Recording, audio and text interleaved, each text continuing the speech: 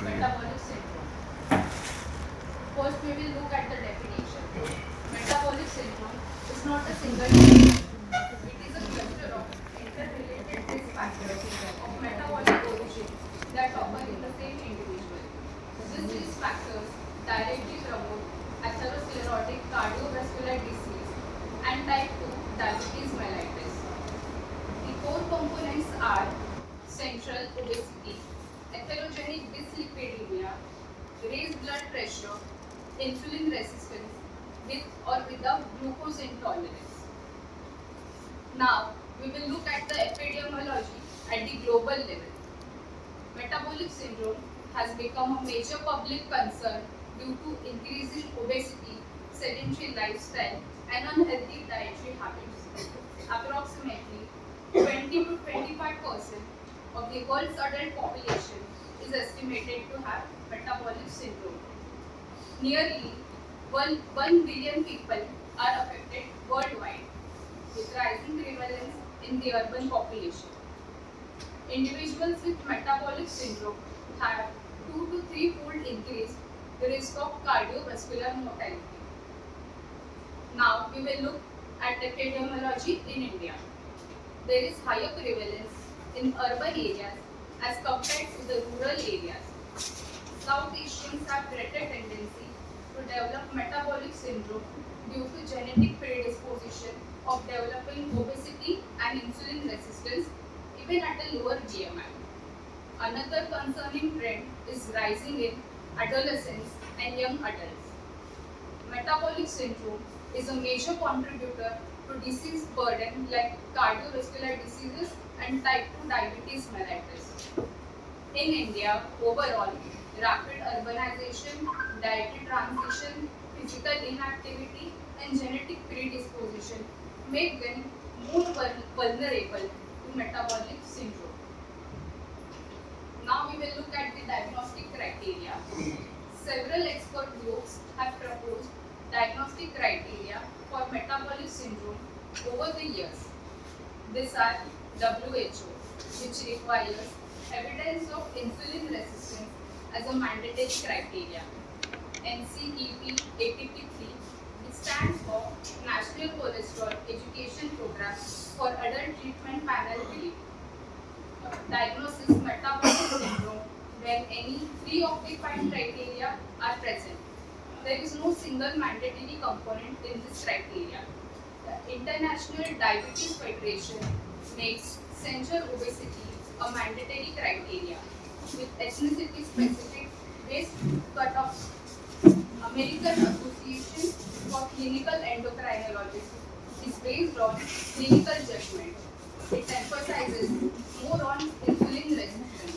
The Joint Interim Statement or the GI criteria, it is a harmonized definition which is most commonly used today. We will discuss this in the next slide. Joint Interim Statement or the GI criteria published in 2009.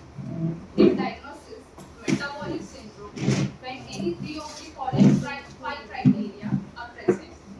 The first criteria is waist circumference. It is based on ethnicity specific cutoffs.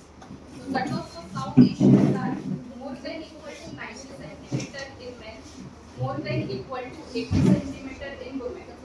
The second criteria is increased triglycerides, more than equal to 150 mg/dl, or if the patient is on treatment for high glycemics. Third criteria is reduced HDL cholesterol. HDL cholesterol less than 40 mg/dl in men, less than 50 mg/dl in women, or if the patient is on treatment. Fourth criteria is blood pressure. Blood pressure more than or equal to 130/85 mm of Hg, or if the patient is on treatment for antihypertensive. The fifth criteria is fasting glucose. Value more than equal to 100 mg/dl, or if the patient is on treatment.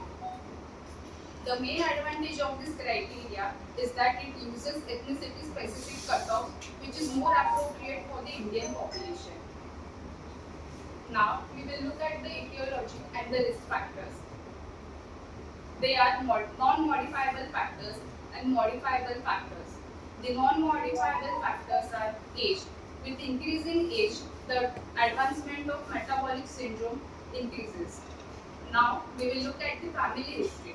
Family history of diabetes mellitus and cardiovascular disease increases uh, chances of developing metabolic syndrome increases with it.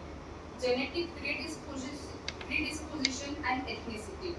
As we have seen before, South Asians have a genetic predisposition to develop insulin resistance and obesity even at a lower BMI.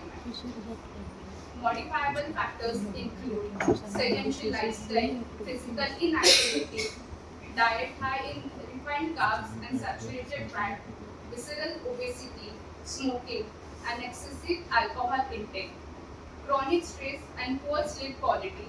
These are some of the modifiable factors. Adipose tissue as an endocrine organ. Traditionally, we know that adipose tissue was only thought to be a storage site for fat. However, adipose tissue acts as an endocrine organ because it secretes inflammatory substances like adipokines. Adipose tissue, especially the visceral fat, is metabolically active and secretes adipokines. These adipokines are leptin. Leptin regulates satiety. Its resistance occurs in obesity. Adiponectin. Adiponectin levels are reduced in obesity. It is insulin sensitizing and anti-inflammatory. Resisting TNF alpha and interleukin 6. This impairs insulin signaling. Plasminogen activator inhibitor. It contributes to the prothrombotic state. Chronic low-grade inflammation. Obesity is associated with infiltration of adipose tissue by macrophages. Increased secretion of low inflammatory cytokines like TNF alpha, interleukin 6, and C-reactive protein. These mediators interfere with insulin receptor signaling pathways. High sensitive C-reactive protein is often elevated in metabolic syndrome and it correlates with cardiovascular risk. This links obesity, insulin resistance, and atherosclerosis. The thread follows as obesity, followed by inflammation, followed by insulin resistance, and developing into atherosclerosis. Now, we will look at the mechanism of insulin resistance. In obesity, especially visceral obesity, there is decrease of free fatty acids and secretion of inflammatory substances like TNF alpha and interleukin 6. This inflammatory substance they impair insulin receptor signaling. As a result, the body cells they are not able to take much of insulin. As a result, this causes decreased glucose uptake by the body cells. Liver keeps on producing more and more glucose. As a result, the pancreas produces more and more insulin, leading to compensatory hyperinsulinemia. The pancreas try to maintain normal blood glucose by compensatory hyperinsulinemia. Over a period of time, beta cell exhaustion occurs, leading to hyperglycemia and finally into insulin resistance, developing into diabetes mellitus. This slide shows pathophysiology of metabolic syndrome. It usually begins with chronic calorie excess intake and sedentary lifestyle. There is hypertrophy at the adipose tissue. The adipose tissue becomes dysfunctional and secrete inflammatory substances like adipokines. Normally, the adipokine levels are increased, but in obesity, the adipokine levels are decreased. Now, the function of adipokine is it is insulin sensitizing and anti-inflammatory. But due to insulin resistance, adipokines make insulin less sensitive and promotes more anti-inflammatory. This ultimately leads to systemic insulin resistance and finally leading to hyperglycemia and leading to diabetes mellitus, which is a component of metabolic syndrome. Now the components are atherogenic dyslipidemia, hypertension and hyperglycemia, pro-inflammatory and pro-thrombotic state. Atherogenic dyslipidemia. Now, insulin inhibits lipolysis, but Normally, insulin inhibits lipolysis, but due to insulin resistance, there is increase in lipolysis. Now, there is increase of free fatty acids into the bloodstream. These free fatty acids are transported to the liver. These free fatty acids are converted into triglyceride and promote VLDL secretions. Now, the excess of free fatty acids are converted into VLDL. This further leads to decrease in HDL cholesterol and promote small dense LDL particles. These small dense LDL particles are atherogenic. They penetrate the arterial intima wall more easily where oxidation occurs. The oxidation of LDL, the macrophages take up the oxidized LDL and further lead to formation of foam cells. The foam cell formation is the first lesion of the atherosclerosis. Over a period of time, foam cells accumulate and lead to formation of atherosclerotic plaques and further to atherosclerosis. Now we will look at hypertension in metabolic syndrome. Blood pressure more than or equal to 130 by 88 mm of Hg or use of antihypertensive medication. Now there are various proposed mechanisms. First is hyperinsulinemia promotes renal sodium reabsorption. Second is increased sympathetic nervous system activity. Third is endothelial dysfunction and reduced nitric oxide bioavailability. Endothelium is the inner lining of the blood vessel and it produces nitric oxide. The function of nitric oxide is it relaxes vascular smooth vessel and promotes vasodilation. But due to reduced nitric oxide, it leads to hypertension. Activation of the renin-angiotensin aldosterone system related to visceral obesity. Adipose. Pro-inflammatory and pro-thrombotic state. Now we will look at the mechanism. Enlarged adipocytes release pro-inflammatory cytokines such as interleukin 6 and TNF alpha. This increased levels of inflammatory substances stimulate liver to produce increased amount of C-reactive protein, fibrinogen, and increased plasminogen activator inhibitor, which further leads to increase in fibrinogen promotes clot formation. Plasminogen activator inhibitor, it reduces fibrinolysis, allowing the clot to persist longer. These events lead to the prothrombotic state, which causes increased risk of myocardial infarction and stroke. Apart from the 5 diagnostic criteria, metabolic syndrome is associated with other clinical features like non-alcoholic fatty liver disease, non-alcoholic steatohepatitis, polycystic ovarian syndrome, which is now named as polyendocrine metabolic ovarian syndrome in women, obstructive sleep apnea, acanthosis nigricans, microalbuminuria, and early chronic kidney disease. Now we will look at the laboratory evolution. Laboratory workup is necessary for diagnosis and assessment of the complications and monitoring of the treatment. First, anthropometric measurement. Here we do blood pressure measurements and waist circumference. Second is fasting blood glucose. Third is lipid profile. The fasting blood glucose and lipid profile are the core investigations. Liver function test and abdominal ultrasound. Fifth is renal function test and urine microalbumin. Now we will look at the lipid profile. Triglycerides are desirable when they are less than 150 mg per dl. They are considered high when it is more than 200 mg per dl. HDL cholesterol is low when it is less than 40 mg per dl in men, less than 50 mg per dl in women. LDL cholesterol is considered optimal when it is less than 100 mg dl. It may be normal in metabolic syndrome. Total cholesterol is considered desirable when it is less than 200 mg per dl. Now we will look at the fasting glucose and HbA1c. Fasting plasma glucose less than 100 mg dl is considered normal.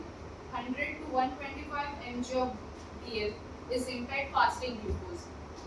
More than or equal to 126 mg DL is diagnostic for diabetes. HbA1c normal is less than 5.7%, 5 to 7 5.7 to 6.4% is considered as pre-diabetes. More than equal to 6.5% is considered as diabetes. HbA1c reflects average glycemia for preceding 2 to 3 months. It is useful for monitoring.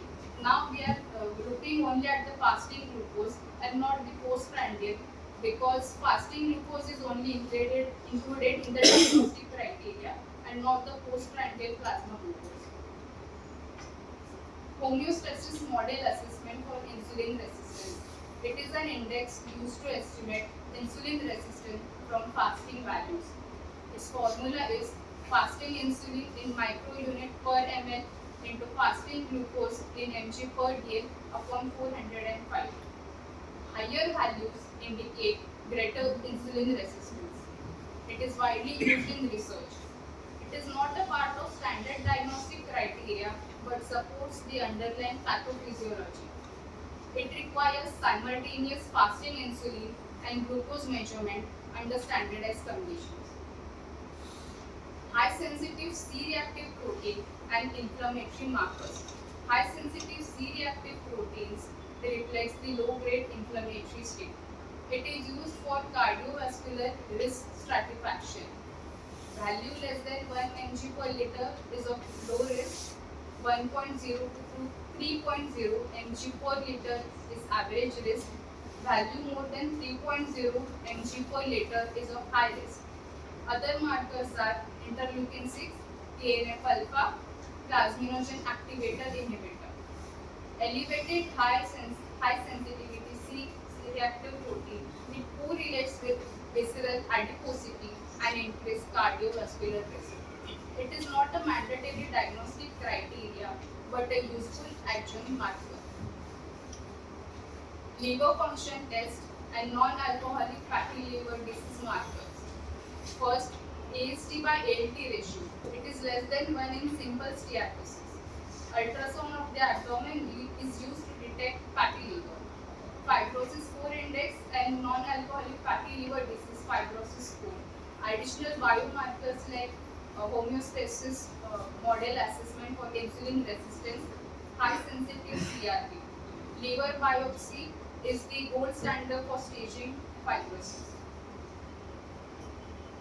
Now we will look at the non-alcoholic fatty liver disease. Non-alcoholic fatty liver disease, it is a hepatic manifestation of metabolic syndrome. It is closely linked to insulin resistance. Its spectrum is as simple steatosis, non-alcoholic fatty liver disease, followed by steatohepatitis, followed by fibrosis, followed by cirrhosis, and finally leading to hepatocellular carcinoma. Grossly, fatty liver can be divided into 3 grades. Grade 1 is mild steatosis. Liver size is normal or it is mildly enlarged. It is slightly yellow and greasy on cut surface. Grade 2, moderate steatosis. Liver is mildly to moderately enlarged. It is moderately yellow and more greasiness is seen on cut surface. Grade 3 is severe steatosis. Liver is markedly enlarged. It is markedly yellow. On cut surface, yellow, oily, and increased greasiness is seen. Histopathological features of non-alcoholic fatty liver disease on H&E stain. Macrovesicular hepatosteatosis. A single large fat droplets in hepatocyte cytoplasm. Nucleus is pushed to the periphery, giving signet ring appearance. It is the most common pattern in non-alcoholic fatty liver disease. Microvesicular hepatosteatosis. Multiple tiny fat droplets in hepatocyte cytoplasm. Nucleus remains central, seen in severe mitochondrial injury and acute fatty liver. Ballooning degeneration. Hepatocytes are enlarged with pale and clear cytoplasm. There is loss of normal architecture. It represents hepatocellular injury. It is a key feature of steatohepatitis. Mammary tank bodies. They are cytoplasmic eosinophilic inclusions in the balloon hepatocytes, composed of aggregates of intermediate filaments. It is an indicative of hepatocellular injury in non-alcoholic steatohepatitis. These are the microvesicular. This is microvesicular. This is the ballooning degeneration, and here we see the Mallory tank bodies.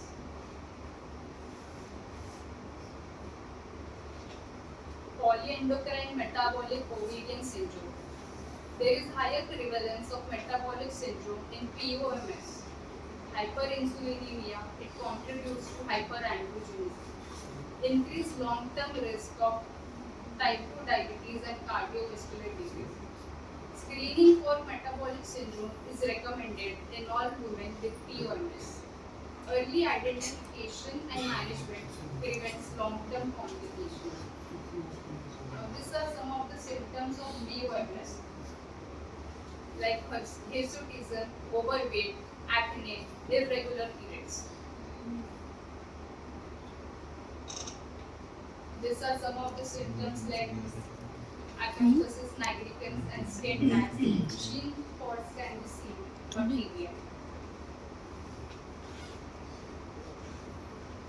Renal and oncologic associations. Chronic kidney disease. First is microalbuminuria. It is an early renal marker. Hypertension and hyperglycemia leads to progressive nephropathy. Regular monitoring should be done. Malignancy risk. Increased risk of cancers like colorectal cancer, breast carcinoma, endometrial carcinoma. Proposed mechanisms for this is hyperinsulinemia, chronic inflammation, altered adipokine signaling. Early detection with risk factor control and regular screening leads to reduced renal and cancer complications. And this is the overview of the management. This includes lifestyle modification, pharmacotherapy, bariatric surgery, and monitoring. Lifestyle modifications are the primary management. Now we approach to the diagnosis of metabolic syndrome. Step 1 is measure waist circumference and blood pressure. Step 2 is obtain fasting lipid profile, triglycerides, HDL cholesterol. Step 3 is obtain fasting plasma glucose or HbA1c. Step 4, apply harmonized criteria. Any 3 out of 5 components present confirm the diagnosis. Step 5 is evaluate for associated conditions like non-alcoholic fatty liver disease, POMS, and sleep apnea. Step 6, assess overall cardiovascular risk and initiate proper management. This is the summary. Metabolic syndrome is a cluster of central obesity, dyslipidemia, hypertension, and hyperglycemia. Insulin resistance and visceral adiposity form the pathophysiological core. Diagnosis requires any 3 out of 5 harmonized criteria, ethnicity-specific case cutoffs apply in South Asia. Laboratory evaluation includes lipid profile, glucose or HbA1c, and selected markers. It is associated with significant cardiovascular, hepatic, renal complications. Lifestyle modifications remain the cornerstone of prevention and management. This is the take-home message. Always interpret metabolic parameters in conjunction with clinical findings, fasting status, medication history, and population-specific reference ranges.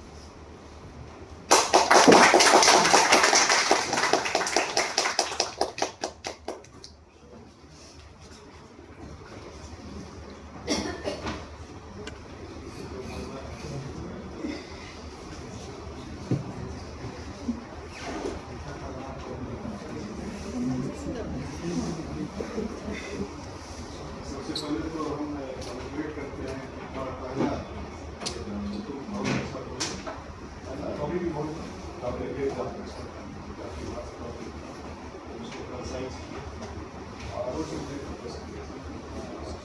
बात बिल्कुल आराम से बोलो, जिससे कि सब कोई सुन सके। उनको लगाने की कोई गलती है, कुछ लोग आता है तो लगता है भाई कुछ गलत निकल रहा है, बहुत ना हो। अब ये है कि नहीं आराम से बोलेंगे बहुत अच्छी बात, और ऐसा ही बोलना है। योर वॉइस वाज क्लियर है, वॉइस था क्लियर, हमको लगता है पीछे भी सुनने में किसी को दिक्कत नहीं हुआ। क्या दिक्कत थी? कोई दिक्कत नहीं हुआ, मेरे वॉइस प्रॉपर साउंड सब कुछ ठीक, ऐसा ही बोल रहा है। और इंटरेस्ट काफ़ी इम्पोर्टेंट होता है कि लीगल रिलेटेड बहुत सारा चीज़ है, जिसका कि हम लोग इग्नोर थोड़ा ध्यान नहीं देते हैं। शायद मेरी क्लास में आपको लगता है प्रैक्टिकल में तो चर्चा हो भी जाता है, तो रीड में उतना ज़्यादा चर्चा भी नहीं होती। तो एक चीज़ हम पूछना चाह रहे थे कि HbA1c का अभी जिक्र हो गया, तो सेकेंड ईयर में से कोई बताओ उसके बारे में थोड़ा सा ज्ञान दो। व्हाट इज ग्लाइकोसाइलेटेड हीमोग्लोबिन, बताओ उसके बारे में सेकेंड ईयर। पहले बताओ what is glycation, what is glycose, वही तो फर्स्ट ईयर होगा।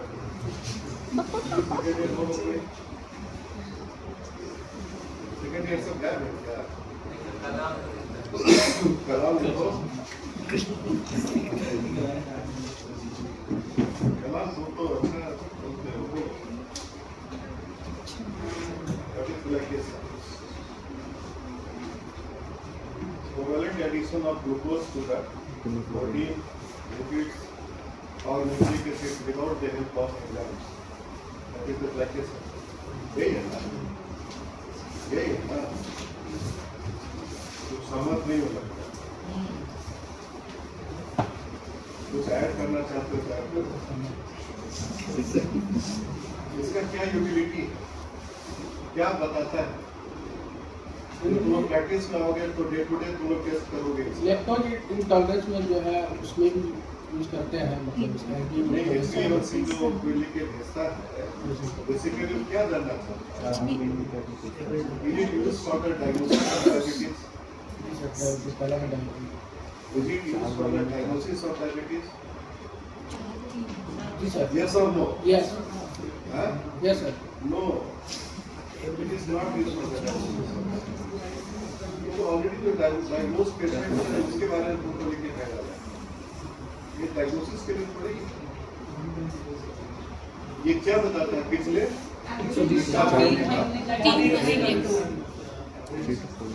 उसने लिखा है 3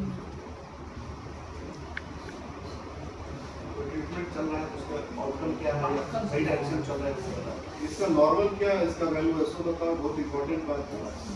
इसका जनरली 5.7 से 6.5। हाँ, हम लोग क्लिनिकल प्रैक्टिस में हम लोग इसको बोलते हैं ये नॉर्मल है, क्लिनिकल है।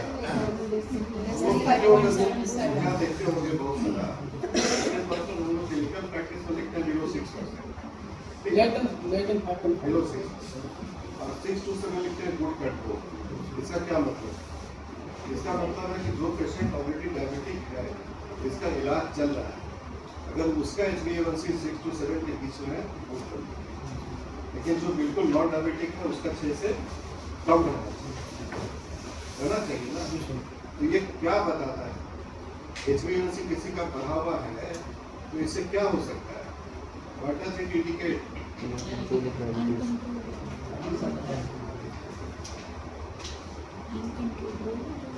अनकंट्रोल्ड डायबिटीज है। It indicates the risk of micro microvascular complications. What are the microvascular complications?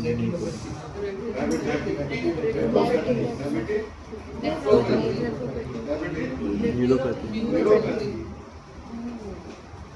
ये इस रिस्क को बताता है और देखने में कम लगता है 1%, but if HbA1c is raised by 1%, then there is 80% more chance of developing the microvascular complications. इसका इम्पोर्टेंस है। दूसरा बात है कि केवल HbA1c ही क्यों, 1A B भाग है 1A 1B 1C B भाग C 95% से ज्यादा है। हाँ ये एक दिन में बताया बताया वो उसकी संपत्ति जाता है उसी को लोग पूछेगा दूसरे को क्यों पूछेगा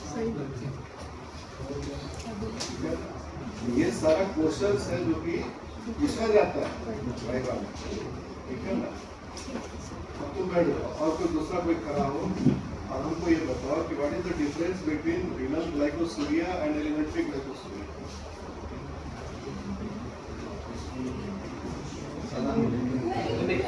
साधारण सर ये थर्ड ईयर है साधारण fourth year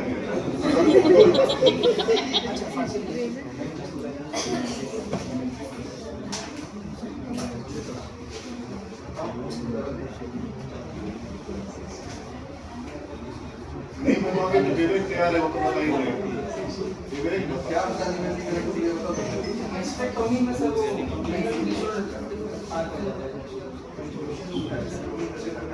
Gastrectomy is one of the examples. It's not the difference. 180 160 to 180 Everything should be defined properly. Everything should be defined. In patients of electric glycosuria, when he takes a heavy meal, then क्या होता है? Rapidly sort of the blood sugar in the first half. ठीक है ना? Rapidly, and then after 2 hours, it dramatically reduces to the normal level. That is the proper difference. Partial gastrectomy is one of the example of electric glycosuria. And what is renal glycosuria? without increase renal तो तुम लोग बोलो जो लड़की लोग हैं वो बताओ तुम लोग सभी कंसर्न हैं लड़की लोग बताओ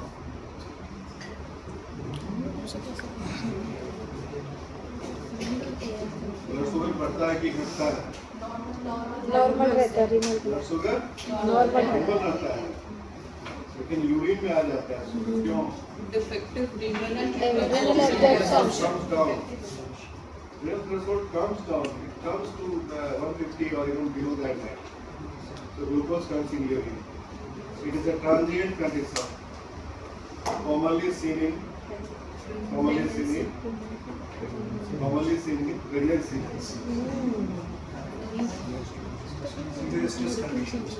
हाँ क्यों कम हो जाता है नॉर्मल कितना और प्रेगनेंसी में क्यों कम हो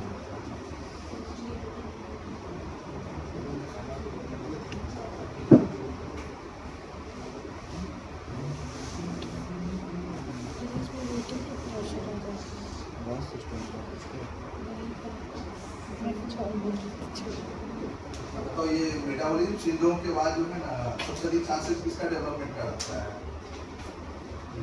किसका है सबसे हाईएस्ट डेवलपमेंट का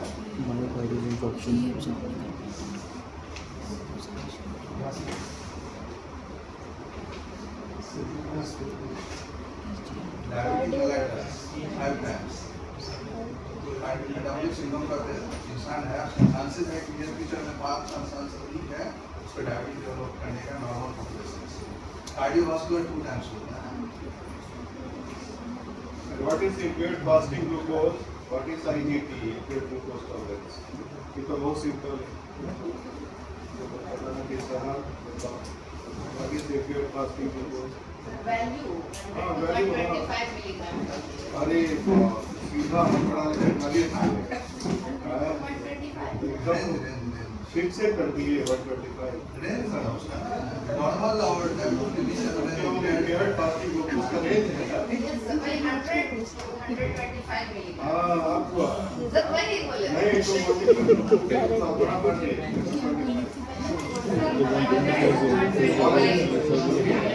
और IGT impaired glucose tolerance का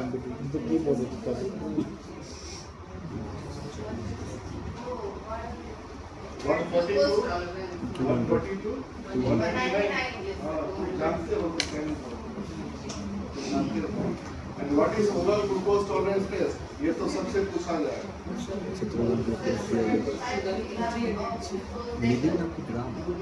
ग्राम 75 ऐसे ही हो गया, इतना आसान है। इतना तो इजी बना देता हूँ, मेरा रेट नीचे 75 मिली ग्राम 75 grams of patient आया ना सर सबसे पहले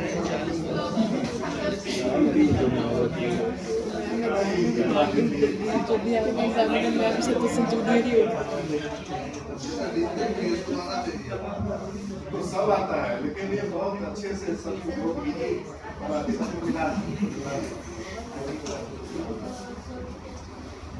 एक ही बार को कर दी उसके शुगर लोग ये भी लोग शुगर हो गया आधा घंटा 1 घंटा 1.5 घंटा 2 घंटा आधा घंटा पे कितना है? क्या से करोगे ना यूनिट साथ में यूनिट साथ what is chemical diabetes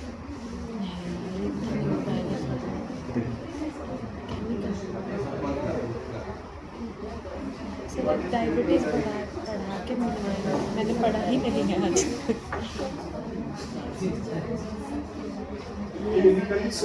refer to diabetes technical and test without defining अच्छा ये मेटाबॉलिक सिंड्रोम का जो क्राइटेरिया है इसमें क्या है हिपेट ग्लूकोज या इंसुलिन रेजिस्टेंट डायबिटीज का इंसुलिन रेजिस्टेंस इसमें क्या है Insulin resistance. Insulin resistance diabetes हो जाएगा तो इसका क्या नाम होगा मेटाबॉलिक सिंड्रोम नाम नहीं रह जाता इतना डायबिटीज ही हो जाए क्राइटेरिया पड़ेगा उसमें क्या है आज की impaired है और ये impaired लेना है और इंसुलिन रेजिस्टेंट को बात है जब ये रैंक ओवर डायबिटीज में कन्वर्ट होगा इस metabolic syndrome non metabolic syndrome फिर इसको डायबिटीज बोल देंगे इसको बोल तब फिर इसका नाम होता है डायबिटिक ओबीज सर लाइकोसोलेट हीमोग्लोबिन जो है सीरियस परफॉर्मेंस के बारे में सबको हमको अगर कोई भी बदले का जानकारी लेना हो तो टेस्ट है उसको तो कोई भी बदले का वही फिर यही सब लेंगे आरजीडी नहीं पता सुनो इससे तो बहुत छोटा चीज है ऐप से नाम है ऐप से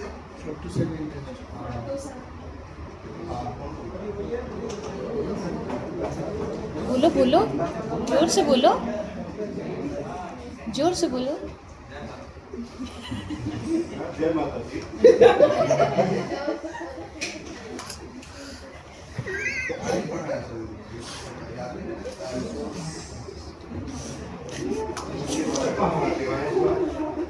thank you doctor Peter Mansi क्या बोली थी